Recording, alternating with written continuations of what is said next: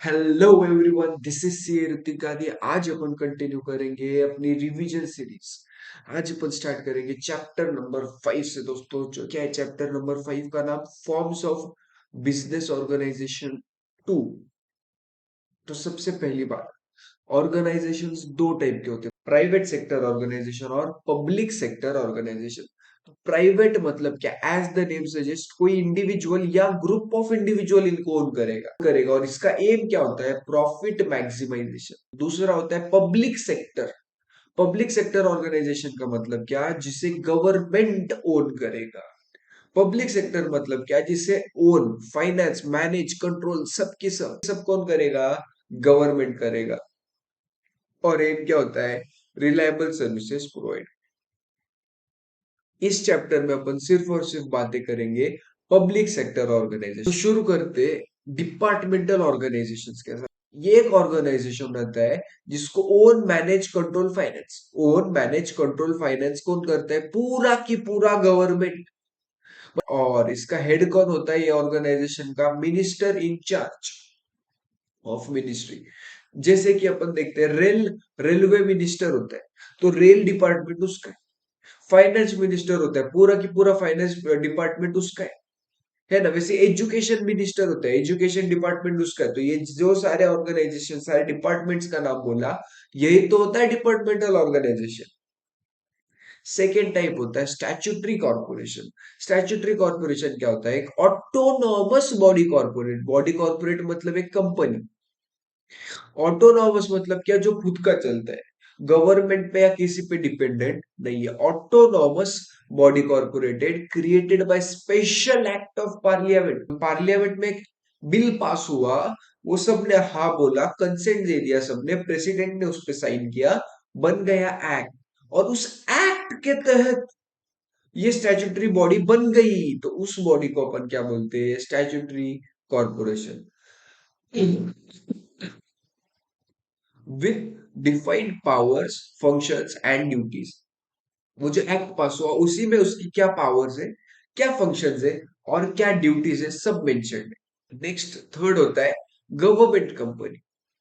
Government company मतलब क्या? एक कंपनी, कुछ बाबा अलग नहीं है, एक सादी कंपनी है, रजिस्टर्ड अंडर कंपनीज एक्ट 2013। लेकिन उसमें खास बात क्या है कि कम से कम 51% जो उसका कैपिटल होता है, वो या तो सीजी ने, या एसजी ने, या सीजीएसजी मिल के होल्ड किए। तो इसे कंपनी को अपन बोलते हैं गवर्नमेंट कंपनी दोस्तों। अब अपन फीचर्स देखेंगे तीनों ऑर्गेनाइजेशन। सबसे पहली बात, मैनेजमेंट। चाहे फीचर, चाहे मेरिट, चाहे डीमेरिट, तीनों के तीनों, सबसे पहला पॉइंट क्या है? मैनेजमेंट। तीनों में भी पहला पॉइंट मैनेजमेंट।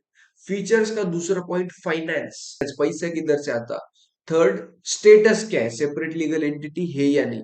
स्टाफ मतलब क्या? कौन एम्प्लॉय रहता, कैसे एम्प्लॉय रहता, कौन हायर करता है, कैसे देखेंगे। और पॉलिटिकल इंटरफेरेंस, पॉलिटिक्स, पॉलिटिशियंस का इसमें कुछ इन्वॉल्वमेंट होता है।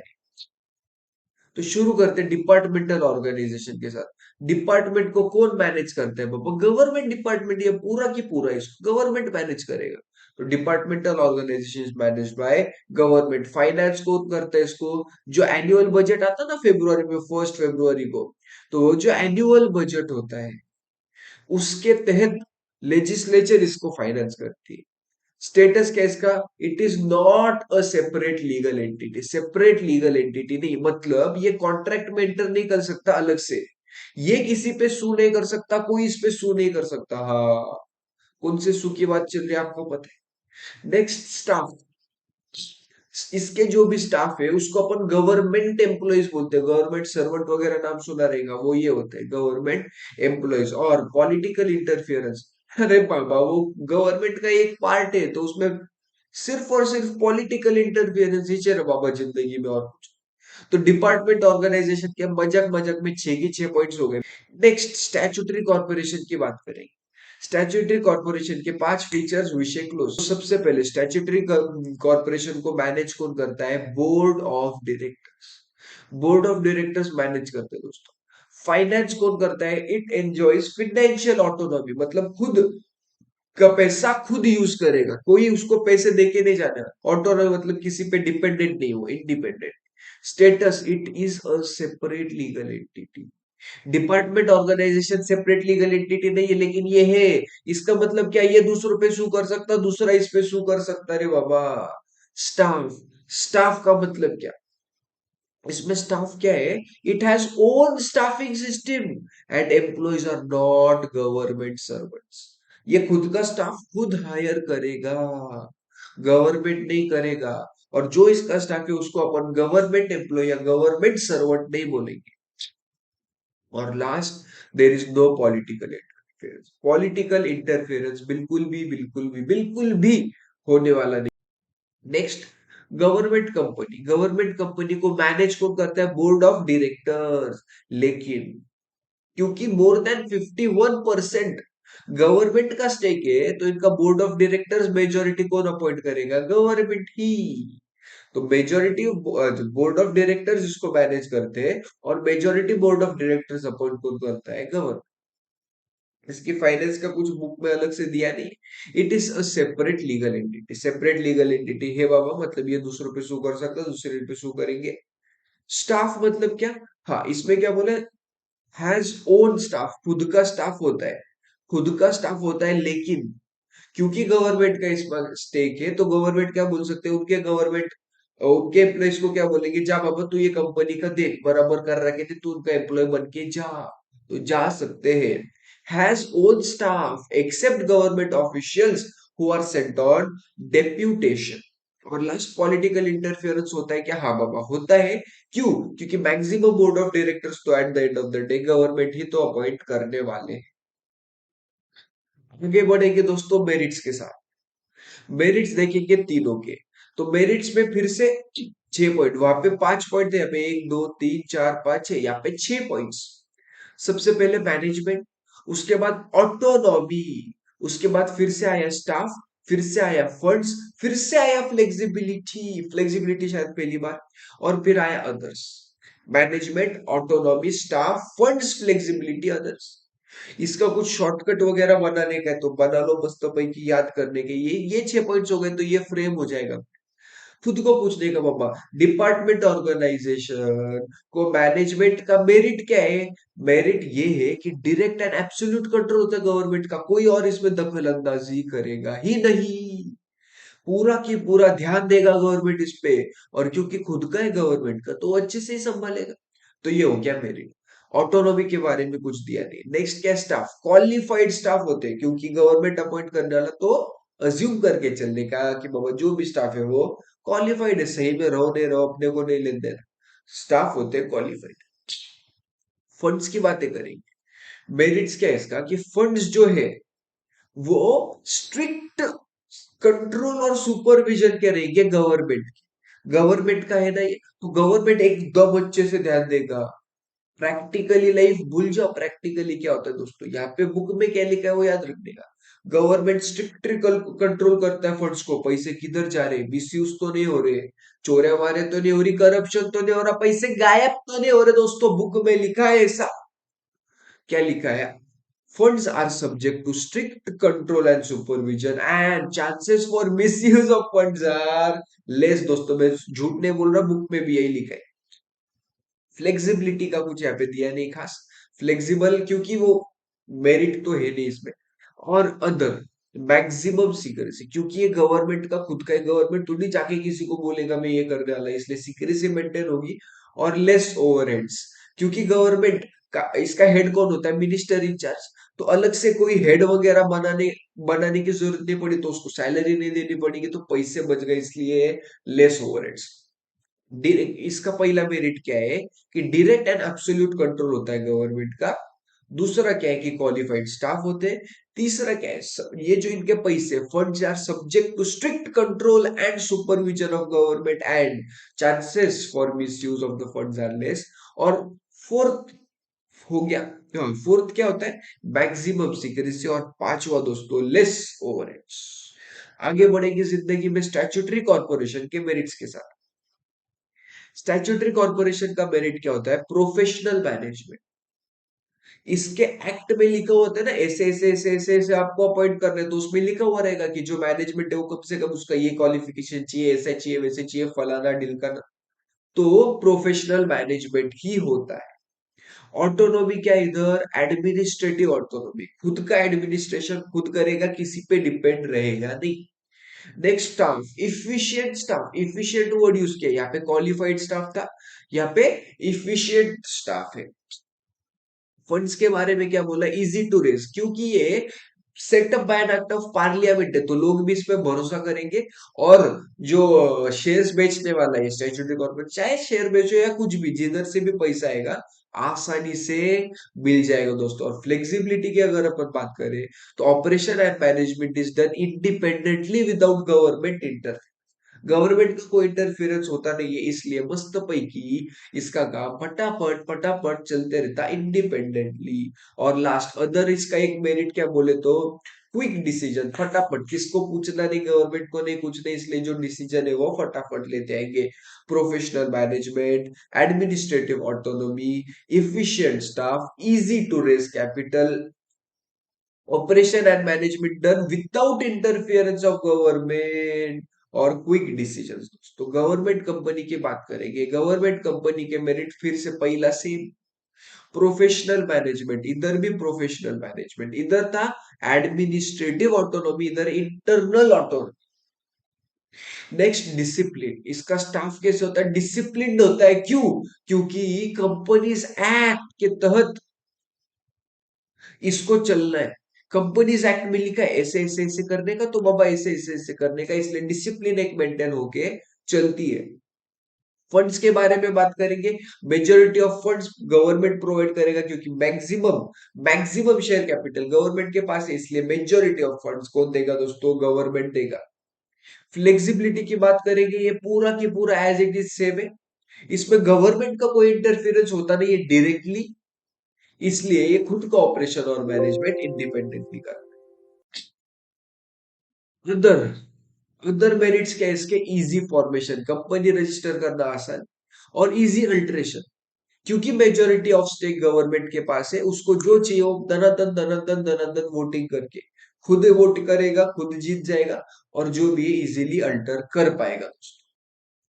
आगे बढ़ते दोस्तों, अभी शुरू करेंगे अपन मस्त पैकी डीमेरिट्स। इसमें क्या क्या पॉइंट्स है? मैनेजमेंट के बारे में बातें करेंगे, ऑटोनॉमी के बारे में बातें करेंगे, फ्लेक्सिबिलिटी, ये देखो ये तीनों की तीनों पहले बात कर चुके हैं अपन, मेरिट्स में भी और डीमेरिट्स में भी तीनों पॉइंट सेम है, मैनेजमेंट, ऑटोनॉमी और फ्लेक्सिबिलिटी। तो ये क्या बोला मैनेजमेंट में? As everything needs sanctioning of minister, deal and decision, क्योंकि मैनेजमेंट गवर्नमेंट करेगा, मतलब गवर्नमेंट का जो मिनिस्टर है वो करेगा, वो करेंगे इनफैक्ट। तो समझो उनको 100 डिसीजंस लेने के, तो सब थोड़ी देर अंदर हाँ साइन करके आने ले नहीं, वो पढ़ेंगे, थोड़ा सा टाइम लेंगे ना, अकेले ही ये बेचारे, तो उनको टाइम लग जाता है, इसलिए डिसीजन लेने में थोड़ा सा डिले हो जाता है। Next autonomy, no autonomy, hence delay in action. Autonomy नहीं होती, ये डिपेंडेंट होते हैं ना, ऑटोनॉमी मतलब इंडिपेंडेंट, तो ये इंडिपेंडेंट ही नहीं, डिपार्टमेंटल ऑर्गेनाइजेशन, वो पूरे की पूरे गवर्नमेंट पे डिपेंडेंट है, मिनिस्टर्स पे डिपेंडेंट है, इसलिए एक्शन लेने में टाइम लग जाता है। Next flexibility and initiative, flexibility का इधर विशेष नहीं आता, lack of flexibility, less scope for initiative, जो मिनिस्टर बोलेगा वो करने का, बस बात खत्म। अदर्स की बात करेंगे, रेड टैपिज्म एंड ब्यूरोक्रेसी, चार से चारों की चारों उड़ा डाले, क्योंकि सारे के सारे सैंक्शनिंग गवर्नमेंट मिनिस्टर करेगा तो टाइम लग जाता है, ऑटोनॉमी नहीं है इसलिए भी टाइम लग जाता है एक्शन लेने में, फ्लेक्सिबिलिटी का विशेष नहीं आता, less scope for initiative and red tapism and bureaucracy. दोस्तों नेक्स्ट स्टार्ट करेंगे अपन स्टैट्यूटरी कॉर्पोरेशन, इसका मैनेजमेंट जो कि बीओडी के हाथ में होता है, तो ये बीओडी अगर इंडल्ज हो गया अनफेयर प्रैक्टिस में तो मैनेजमेंट तो गया, इसलिए इसका डीमेरिट क्या है कि बोर्ड ऑफ डायरेक्टर में इंडल्ज इन अनफेयर प्रैक्टिसेस। जो हमने देखा था मेरिट की ऑटोनॉमी, एडमिनिस्ट्रेटिव ऑटोनॉमी है। डीमेरिट में क्या बोला, ऑटोनॉमी ऑन पेपर ओनली, मतलब प्रैक्टिकल लाइफ में अगर जाके देखे स्टैट्यूटरी कॉर्पोरेशन में तो ऑटोनॉमी है ही नहीं। बस जब वो बुक्स में लिखते ना अपन तब बस नाम मात्र की ऑटोनॉमी। उसके बाद रिजिड स्ट्रक्चर, उसका स्ट्रक्चर रिजिड होता है, चेंज नहीं कर पाते उसको आसानी से, और लैक ऑफ इनिशिएटिव। जो एक्ट में लिखा है वो ही करना पड़ेगा, इसलिए इनिशिएटिव ले नहीं सकते दोस्त, कुछ नया करने का इनिशिएटिव नहीं ले सकते। और last, clashes among interest. Other एक डिमेरिट क्या है कि जो बोर्ड ऑफ डायरेक्टर्स या जो कोई भी है जो इसे चला रहा है, उनके इंटरेस्ट क्लैशेस हो सकते हैं, इसलिए ये बोलेगा ऐसे करने का, ये बोला नहीं बाबा ऐसे नहीं, ऐसे करेंगे, तो क्लैश ऑफ इंटरेस्ट हो गया। तो ये थे चार डिमेरिट्स। गवर्नमेंट कंपनी के डिमेरिट्स क्या है? सबसे पहले तो लैक ऑफ प्रोफेशनल। मजाक हो रहा दोस्तों अपने साथ, सही में मजाक हो रहा है। यहाँ पे क्या बोला था मेरिट में? प्रोफेशनल मैनेजमेंट मेरिट बोला गवर्नमेंट कंपनी का, यहाँ पे क्या बोला? Lack of professional. Professional view है ही नहीं। उसके बाद यहाँ पे फिर से बोला ऑटोनॉमी इन नेम ओनली, यहाँ पे था पेपर ओनली, यहाँ पे नेम ओनली, नाम मात्र की ऑटोनॉमी है। उधर बोला था एडवांटेज में फिनेंशियल, क्या बोला था? क्या बोला था? Internal autonomy. यहाँ पे क्या बोला? ऑटोनॉमी सिर्फ नाम के लिए, ऐसे सही में कुछ ऑटोनॉमी रहती नहीं। अदर्स में दो है, लैक ऑफ एक्सपर्टाइज, एक्सपर्ट लोग रहते नहीं गवर्नमेंट कंपनी में, ऐसे बोल रहे हैं। और फियर ऑफ एक्सपोजर, क्योंकि ये कंपनी है, इनके फाइनेंशियल स्टेटमेंट्स वगैरह दुनिया भर को पता चलने वाले हैं, इसलिए एक्सपोजर का खतरा होता है। Financial government company, multinational corporation, ये क्या रहते हैं? ये एक ऐसा कॉर्पोरेशन होता है जिनकी एक से ज्यादा कंट्रीज में ब्रांचेस होती, एक से ज्यादा कंट्रीज में ऑफिसेस होते हैं, बहुत सारे कंट्रीज, मल्टी मतलब बहुत, नेशन मतलब कंट्रीज, तो बहुत कंट्रीज में इनका बिजनेस फैला हुआ है, ऐसे अपन को बोलते हैं, इनको बोलते हैं अपन मल्टीनेशनल कॉर्पोरेशन। तो फीचर्स क्या है? सबसे पहला, इंटरनेशनल ऑपरेशन, दुनिया भर में ऑपरेशन करेगा। दूसरा, ऑपरेशन मतलब वो वाला नहीं, ऑपरेशन मतलब काम धंधे, बिजनेस, इंटरनेशनल ऑपरेशंस करता है। उसके बाद सेंट्रलाइज्ड कंट्रोल, ये एक नंबर, पूरा की पूरा कंट्रोल हेड ऑफिस से होगा दोस्तों। Next, professional management. आसान है क्या दुनिया भर में अपनी कंपनीज खोलना, अपनी ब्रांचेस खोलना? नहीं, इसलिए मैनेजमेंट एकदम तगड़ा रहता है, एक नंबर रहता है professional management. Last, second last क्या है? Huge assets and turnover, turnover भी बहुत बड़ा, बहुत वड्डा वड्डा टर्नओवर, वही दुनिया भर में कंपनीज है मेरे, तो टर्नओवर बड़ा ही रहेगा। और एसेट्स भी बहुत सारे रहते हैं दोस्तों। और लास्ट क्या है इसका? एडवांस्ड एंड सोफिस्टिकेटेड, एक नंबर टेक्नोलॉजी, टेक्नोलॉजी रहती है इनकी, एडवांस्ड एंड सोफिस्टिकेटेड टेक्नोलॉजी। ये थे कुछ इनके फीचर्स। मेरिट्स की बातें करेंगे।